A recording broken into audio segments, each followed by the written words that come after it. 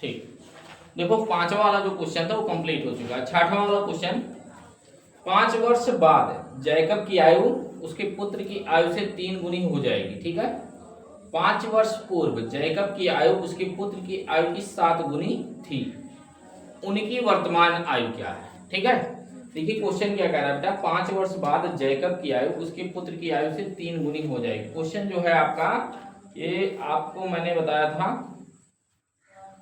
Question किसकी तरह है, ये दूसरे की तरह है ना। जो क्वेश्चन मैंने आपको दूसरा बताया था एकदम दूसरे की तरह ये क्वेश्चन है, समझ आ रहा है ना।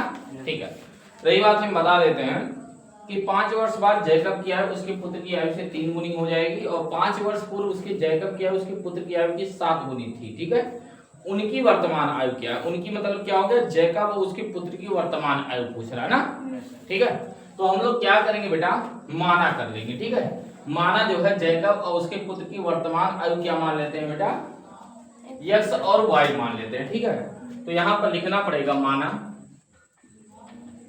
माना जैकब और उसके मतलब जैकब की पुत्र। ठीक है, उसके पुत्र की आयु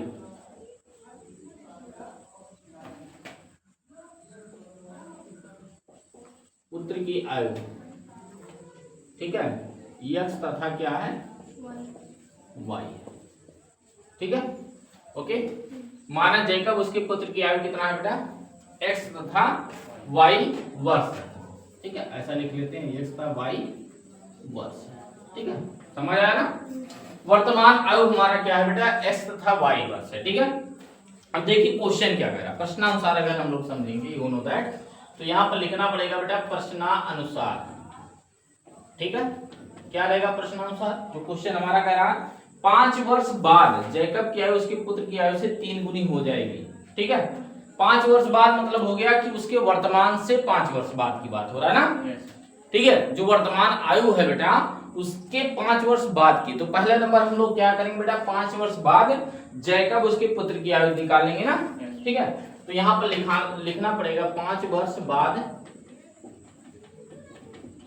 जैकब की आयु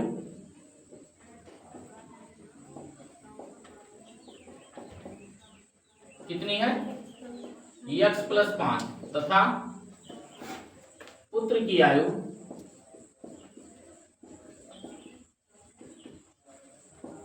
कितनी होगी बेटा, y प्लस 5। ठीक है, समझ आया ना, वर्ष होगा। चलो आगे हम लोग देख लेते हैं, आगे क्या कह रहा है कि 5 वर्ष बाद जैकब की आयु उसके पुत्र की आयु से 3 गुनी हो जाएगी। ठीक है, यानी जैकब की जो आयु है, जैकब की आयु कितनी है बेटा, x प्लस 5 और उसके पुत्र की आयु की 3 गुनी, 3 गुनी मतलब ये 3 गुना हो जाएगा ना। तो 3 गुना क्या करना पड़ेगा, उसके पुत्र की आयु का 3 गुना करना पड़ेगा, जिससे ये दोनों क्या हो जाएंगे, आपस में बराबर हो जाएंगे। समझ आया ना। ठीक है, उसके बाद क्या करेंगे, इसको हल कर लेते हैं, x प्लस 5 बराबर 3 का गुणा करेंगे 3y प्लस का 3 बचे कितना हो जाएगा 15, 3y को इधर भेज देंगे 5 को उधर। ठीक है, x माइनस 3y 15 माइनस 5 हो जाएगा, यानी x माइनस 3y बराबर कितना हो जाएगा बेटा 10। समीकरण नंबर क्या हो जाएगा 1, है कि नहीं, एक समीकरण हमारा निकल गया। ठीक है, आगे हम लोग चलते हैं, आगे क्या कह रहा है, 5 वर्ष पूर्व जैकब की आयु उसके पुत्र की आयु की 7 गुनी थी। 5 वर्ष पूर्व की बात हो रही है ना, तो पहले नंबर निकालेंगे 5 वर्ष पूर्व, जैकब उसके पुत्र की आयु निकाल लेते हैं। चलिए, तो यहां पर निकालेंगे बेटा 5 वर्ष पूर्व जैकब की आयु कितनी हो जाएगी, x माइनस 5, 5 वर्ष से बेटा कि 7 वर्ष, 7 वर्ष। ठीक है, इसलिए आपका x माइनस 7, ठीक है 7 वर्ष था, तथा पुत्र की आयु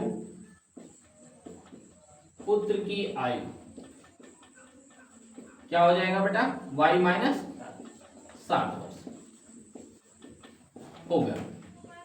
अब कंडीशन क्या कह रहा है बेटा, कंडीशन ये कह रहा है कि 7 वर्ष पूर्व जैकब की आयु उसके पुत्र की आयु की 7 गुनी थी। 5 वर्ष पूर्व है भैया, आप लोग क्यों ऐसा कर देते हो,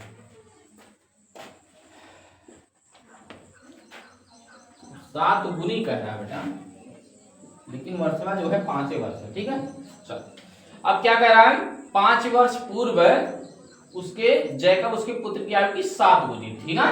तो जैकब की आयु कितना है बेटा, x माइनस 5। ये क्या है, 7 गुना है। 7 गुना किसके है, उसके पुत्र की आयु। तो 7 गुना क्या करना पड़ेगा, उसके पुत्र की आयु का 7 गुना करना पड़ेगा, तभी आपस में ये दोनों बराबर होंगे ना। ठीक, अब देखिए हल करते हैं। x माइनस 5 बराबर 7y माइनस का 35 हो जाएगा। इसको इधर भेज देंगे, x माइनस का 7y बराबर माइनस का 35 प्लस क्या हो जाएगा 5, x माइनस 7y बराबर 35 में से 5 ये कितना हो जाएगा बेटा, माइनस का 30 है कि नहीं। कितना हो जाएगा, माइनस का कितना हो जाएगा 30। इसको क्या करेंगे बेटा, समीकरण नंबर क्या मान लेंगे, 2। ठीक है, अब हमारे पास 2 समीकरण मिल गया। ठीक है, जो हमको निकालना था, जो हमारा क्वेश्चन कह रहा था, उससे हमने क्या कर दिया बेटा, 2 समीकरण हमने निकाल लिया। ठीक है, समझ आया ना। अब 2 समीकरण हमारा जब निकल गया, इसको हम हल कैसे करते हैं, कोई एक समीकरण को हम लोग प्रतिस्थापित करेंगे, किसी एक का मान दूसरे के पदों में निकालेंगे, चाहे x का मान y के पदों में या y का मान x के पदों में। चलिए हम समीकरण नंबर 1 को ले लेते हैं। ठीक है, यहां से निकालते हैं समीकरण 1 से। समीकरण 1 से देखेंगे बेटा, x का मान निकालेंगे तो कितना आ जाएगा, 3y प्लस का 10 आ जाएगा, है कि नहीं। अब इसी x का मान कहां रख देंगे, समीकरण 2 में रखने पर। कहां में रखने पर बेटा, 2 में रखने पर। ठीक है, इसी x का मान समीकरण नंबर 2 में रखते हैं। समीकरण नंबर 2 यहाँ पे है ना। ठीक, तो पहले उतार लेते हैं समीकरण नंबर 2। x माइनस 7y बराबर माइनस का 30 है, यानी x का मान रखना है 3y प्लस का 10, यानी कि यहाँ 3y प्लस का 10 हो जाएगा, माइनस 7y बराबर क्या हो जाएगा, माइनस का 30। और माइनस 7y 3y देखिए आपका ये घट जाएगा, माइनस का 4y हो जाएगा, और ये वाली संख्या उधर भेजेंगे तो आपका माइनस का 30 और माइनस का 10 और हो जाएगा ना। इधर 10 आपका प्लस में था।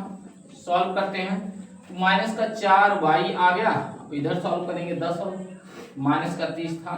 ठीक है, 10 और यहाँ पे सॉरी 30 और 10 कितना हो जाएगा, माइनस का 40 हो जाएगा। माइनस माइनस कटा, यानी y बराबर 40/4, यानी 4 दहमा कितना होता है 40। y का मान कितना निकल गया बेटा, 10 वर्ष आ गया।